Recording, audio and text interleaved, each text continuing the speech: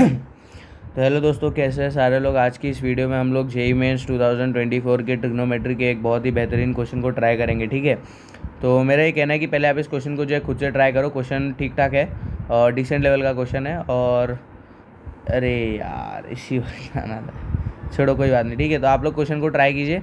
And अगर इस question की मैं बात करूँ तो ये क्वेश्चन ऐसे क्वेश्चन आते रहते हैं। ठीक है, और ये एक फॉर्मूला पे बेस्ड है। ठीक है, तो हम लोग स्टार्ट करते हैं। आप लोग वीडियो पॉज करो, खुद से क्वेश्चन को ट्राई करो और फिर मेरा सोल्यूशन देखो। ओके, तो अभी इस क्वेश्चन में क्या बोल रहा है आपको बोल रहा है cos theta cos 60 minus theta cos 60 plus theta is less than 1/। ठीक है, अब जिसको फॉर्मूला पता है वो तो जीत गया, जिसको नहीं पता है सुनो, अभी मैं दो फॉर्मूला लिख रहा हूँ, उसको याद रख लो। क्या होता है, sine theta into sine 60 minus theta into sine 60 plus theta. Okay, 60 plus theta is equal to sine 3 theta by 4। ठीक है, बहुत बच्चे 4 भूल जाते हैं, 2 लिखते हैं उधर। ठीक है, तो वो आप मत भूलना। और एक होता है कॉस थीटा, इसी का जस्ट उल्टा होता है, cos theta cos 60 minus theta cos 60 plus theta.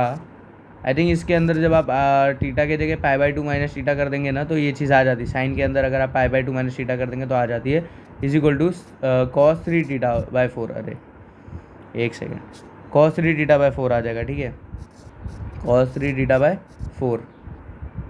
ठीक है, तो ये दोनों फार्मूलाज जो है ना, ये दोनों फार्मूलाज को आप लोग गांठ मार लो, जेईई के प्रिपरेशन में आपको बहुत काम आएंगे। ठीक है, तो हो सके तो इन दोनों का स्क्रीनशॉट ले लो और आज का जो क्वेश्चन है वो तो इसी से डन हो जाएगा। ठीक है, तो हम लोग क्वेश्चन स्टार्ट करते हैं। क्वेश्चन में आपको क्या बोल रहा है, क्वेश्चन में आपको बोल रहा है भैया कि ये जो चीज़ आपको दी है तो पक्की बात है, तो मॉड है ना, cos theta cos 60 minus theta cos 60 plus theta, तो इसको आप ऐसे नहीं लोगे, cos 3 थीटा का mod divide by 4 is less than equal to 1/8, ऐसे ही बोल रहा है आपको। और थीटा जो है आपका कहाँ से कहाँ तक है, 0 से 2π में है। ठीक है, 0 से 2π में। Okay, then the sum of the all value 0 to 2π cos 3 theta attain its maximum value.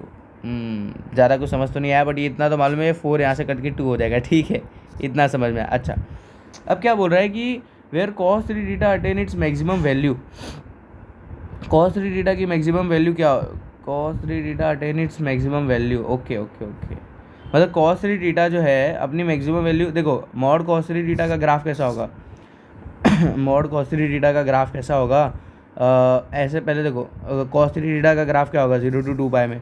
0 to 2π में अगर आप 3 से मल्टीप्लाई करोगे तो इसका मतलब 0 to 6π वाला पूरा ग्राफ आ जाएगा और उसी को 0 to 2π में कन्वर्ट कर देना है। ठीक है, ऐसा कुछ होगा, ऐसा cos 3 थीटा का मैं बना रहा हूँ। ठीक है, ये 2π हो गया यहाँ पर, फिर यहाँ पर ये 4π हो गया, फिर यहाँ पर ये 6π हो गया, ऐसा हो गया ना, 0 2π 4π 6π। ठीक है, मॉड हो गया तो क्या, ये ग्राफ हट जाएगा और ऊपर ऐसे आ जाएगा। ठीक है, मॉड हो गया तो ये हट जाएगा, ऐसे आ जाएगा, मॉड हो गया तो ये हट जाएगा, ऐसे आ जाएगा। ठीक है, तो ऐसा कुछ आपका ग्राफ बन गया। ठीक है, लेकिन ये 0 to 2π में बना है। ठीक है, यहाँ पर 2π है, यहाँ पर 0 है, 0 to 2π में, बट वो बोल रहा है cos 3 theta attain its maximum value. अब cos 3 थीटा की मैक्सिमम वैल्यू ज़्यादा से ज़्यादा क्या हो सकती है, मॉड cos 3 थीटा की मैक्सिमम वैल्यू 1/2 हो सकती है ना। इस क्वेश्चन को देखो, 1/2 इज़ द मैक्सिमम वैल्यू ना, मतलब अगर आप y is equal to 1/2 line बनाते हो, सॉरी, अगर आप ऐसे कोई लाइन बनाते हो। ठीक है, अब वो क्या बोल रहा है कि ये जो है हमेशा 1/2 से छोटा होना चाहिए। 1/2 से मतलब ये रीजन पूरा आपका फेवरेबल रीजन है, ये पूरा रीजन जो आपका फेवरेबल रीजन है, तो मैक्सिमम वैल्यू क्या हो सकती है, 1/2 ने यहाँ हो रही है, यहाँ हो रही है, यहाँ हो रही है, यहाँ हो रही है, तो ये जितने भी जगह पर हो रही है ना, इन सबके सोल्यूशन को आपको ऐड करना है, समझ रहे हो, इन सारे एक्स की वैल्यूज़ को आपको ऐड करना है। ठीक है, तो अपन कैसे करेंगे, देखो ऐसे ग्राफ से तो भी कर सकते हैं, बट बहुत मतलब टाइम लग जाएगा। ठीक है, और अगर आपने एक जेईई की प्रिपरेशन में एक क्वेश्चन फॉर्मूला पढ़ा होगा, कैसे ऐसा होता है ना, cos theta is equal to cos alpha, तो theta is equal to 2n π plus minus alpha. बस आज हम लोग उसी का इस्तेमाल करेंगे। ठीक है, तो अगर अपन इसका इस्तेमाल करते हैं, ओके, अगर अपन इसका इस्तेमाल करते हैं तो अपने को क्या पता चलेगा कि ये तो क्या हो गया, तो cos 3 theta is equal to ये 1/2 होगा। मतलब देखो आपको क्या चाहिए, अटेन इट्स मैक्सिमम वैल्यू ना, तो मतलब 1/2 कब होगा, और 1/2 मतलब कि आप बोल रहे हो कि cos 3 थीटा आपका cos क्या बोलते हैं उसको, cos कितना हो जाएगा, 60 ना, cos 60 कब होगा। ठीक है, ऐसा है ना। अब आप बोलोगे कि अच्छा ऐसा है, तो आप लगा दो 3 theta is equal to 2n π, ऐसे ही लगेगा ना, प्लस माइनस 60 मतलब π/3 ऐसे। तो अब समझ रहे हो, तो इसको आपको फर्दर सॉल्व करना है। 3 थीटा, तो थीटा की वैल्यू क्या आ जाएगी, 2n π/3। आप समझ रहे हो कि नहीं मैं क्या कर रहा हूँ, मैंने यहाँ पर बोला cos theta is equal to cos alpha, तो ऐसा फॉर्मूला होता है, 3 theta cos 3 theta is equal to cos 60 आ रहा था, बस मैंने ऐसे लिख दिया, 3 theta is equal to 2n π plus π/3 plus minus π/9 आ जाएगा। ठीक है, तो 3 से डिवाइड किया अपन ने। ओके, तो अब अपन क्या कर सकते हैं कि चलो ठीक है, देखते हैं। तो अगर अपन 0 डालते हैं, अगर अपन इसमें जो है 0 डालते हैं तो अपने को क्या मिलेगा, टीटा इज इक्वल टू, एक तो माइनस में आएगा, बट टीटा की रेंज क्या है, टीटा की रेंज है दोस्तों 0 to 2 पाई ना, 0 to 2 पाई के बीच में ही होना चाहिए ना। तो देखो अगर मैं 0 डालता हूँ तो -π/9 तो रिजेक्ट हो जाएगा, +π/9 आ जाएगा, ठीक है। फिर अगर मैं 1 डालता हूँ n की जगह पे 1, तो क्या आएगा 2π/3 प्लस π/9, ठीक है, +π/9 और 2π/3 -π/9, ठीक है। तो दोनों भी आई थिंक सो एक्सेप्ट हो जाएंगे, आई थिंक सो क्या एक्सेप्ट हो जाएंगे, बट हाँ अच्छा चलो ठीक है, एक और मेरे पास शॉर्टकट था, बट ठीक है कोई बात नहीं, ठीक है ये सब मैं हटा देता हूँ। एक मस्त चीज़ आ रहा था दिमाग में, चलो लास्ट में या तो डिस्कस कर लूँगा या तो ठीक है कोई बात नहीं। फिर n की वैल्यू 2 डालूंगा तो 4π/3 प्लस π/9 आ जाएगा, प्लस π/9 और एक आ जाएगा 4π/3 -π/9, ठीक है, ऐसा आ जाएगा। अब आप बोलोगे यार आ रहा है कि नहीं, तो सुनो 4/3 + 1/9 अगर आ गया तो 2 पाई में आना चाहिए ना। तो देखो ना 36 + 3, 9 4 36 + 3, या फिर अच्छा ऐसे मत करो, इंटू 3 करो, तो 13/9 आ रहा है। 13/9 तो मतलब कि 18/9 तक आप जा सकते हो, 0 to 2 पाई, 2 पाई मतलब क्या 18/9 पाई तक आप जा सकते हो, इससे बड़ा नहीं होना चाहिए, ठीक है। तो देखो 4 पाई वाला आ गया।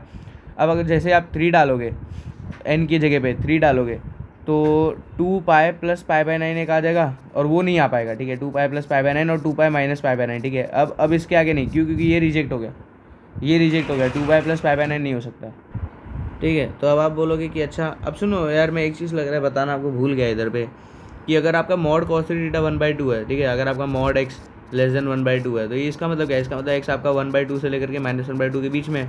इसका मतलब आपका cos 3 θ जो है वो भी 1/2 से लेकर के -1/2 के बीच में है ना। तो इसकी मैक्सिमम वैल्यू कब आएगी, जब cos 3 θ 1/2 होगा, ठीक है, -1/2 पे नहीं आएगी, 1/2 होगा जब cos 3 θ, वो उसकी मैक्सिमम वैल्यू होगी। तो बस यार वैसे ही आपको जो है सॉल्व करना था, और इसको हटा देते हैं, ठीक है, ये तो किसी काम का नहीं है, ये सब किसी काम का नहीं, ठीक है। ओके ओके ओके, तो ये सब चीज़ें आ गई। और अगर अपन नेक्स्ट वैल्यू डालेंगे, n की वैल्यू 4 डालेंगे, तो 8π/3 + 1/9 आ जाएगा, 8/3 + 1/9 दोस्तों ये, और -1/9 सबसे छोटा क्या होगा वही देख लेते हैं ना, इंटू 3 24/9 -1 23/9, ठीक है ना। तो वो तो 2 से बड़ा हो गया, तो वो सब नहीं चलेंगे, ठीक है, वो सब नहीं चलेंगे, वो पहले से दिख भी रहा था यार, 2 पाई माइनस π/9 हो गया, तो फिर अब आगे की तो नहीं चलेंगे, ठीक है।